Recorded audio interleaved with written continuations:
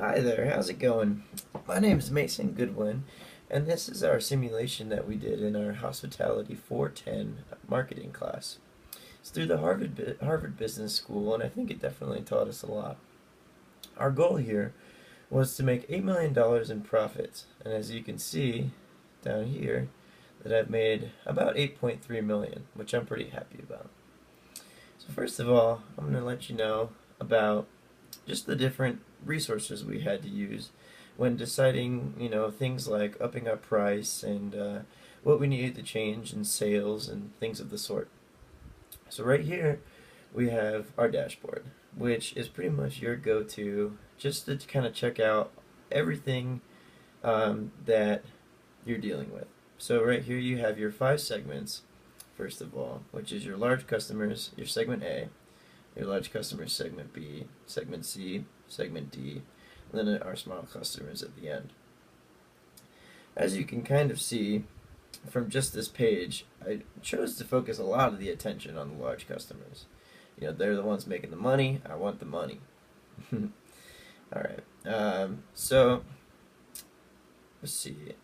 Right here we have our segment share, which is where you stand up in the different segments. So I'm 13%. My large customers here in this segment, whereas the other 87 is the competition, similar to my small customers. This right here shows your quarterly revenue, which is what you're bringing in every quarter, and where later on I'll show you what you kind of do with that revenue in order to make more money.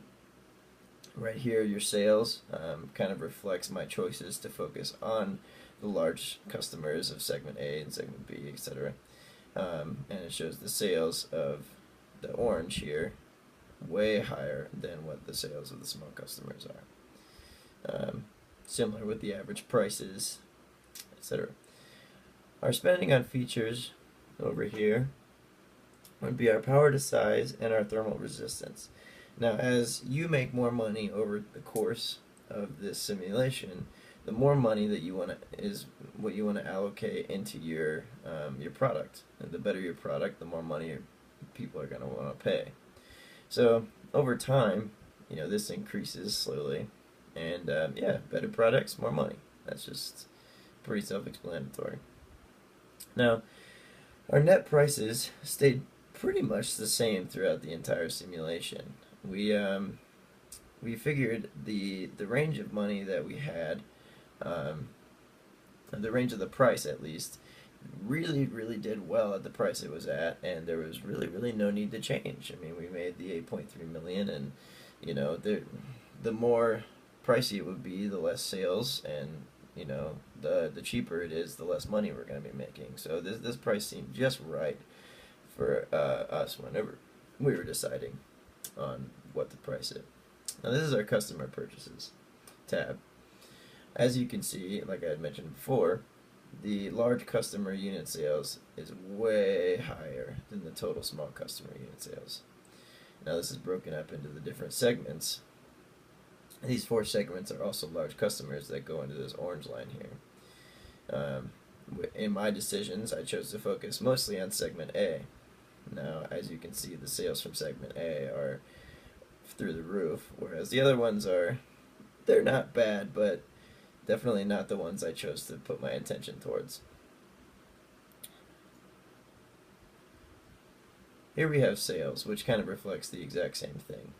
It shows our sales to existing customers, etc. Here's our income statement. And the income statement is what you kind of look at to see, first of all, how much profit you're making.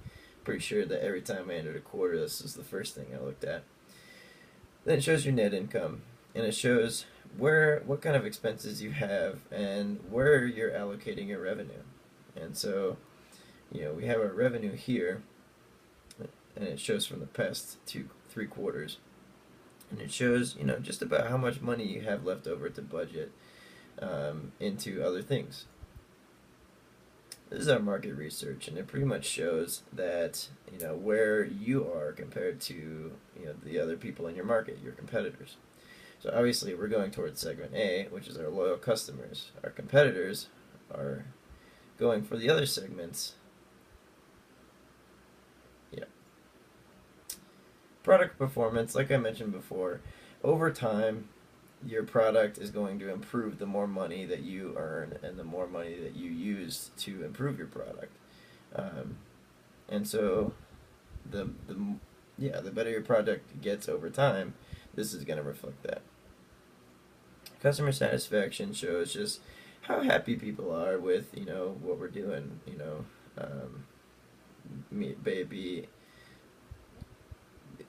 employee interaction, maybe the product performance, etc.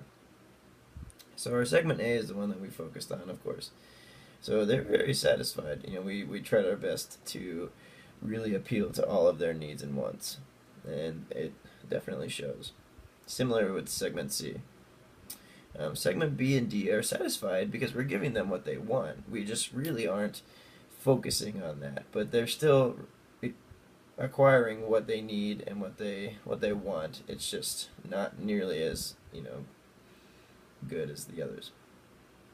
This is our Salesforce report, and we see that essentially the same thing: quality of sales rep interaction with customers. So this is like our employee performance to other people, and so the performance was excellent in 3 of the 4, which I think is pretty neat.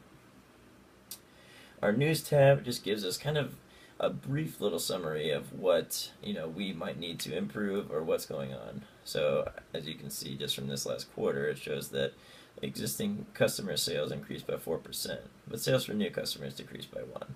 And so it kind of gives you just an idea of what you need to watch out for when you're trying to decide.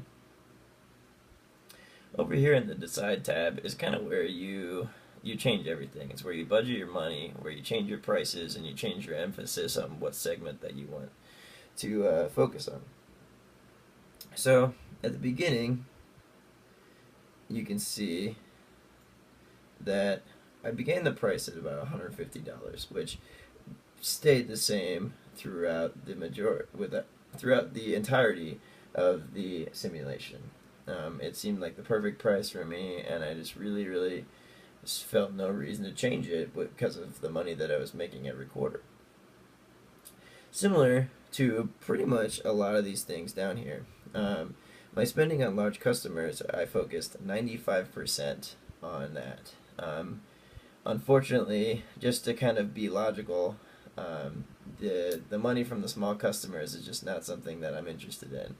I want the big money. I want the money that the large customers have that the small customers don't.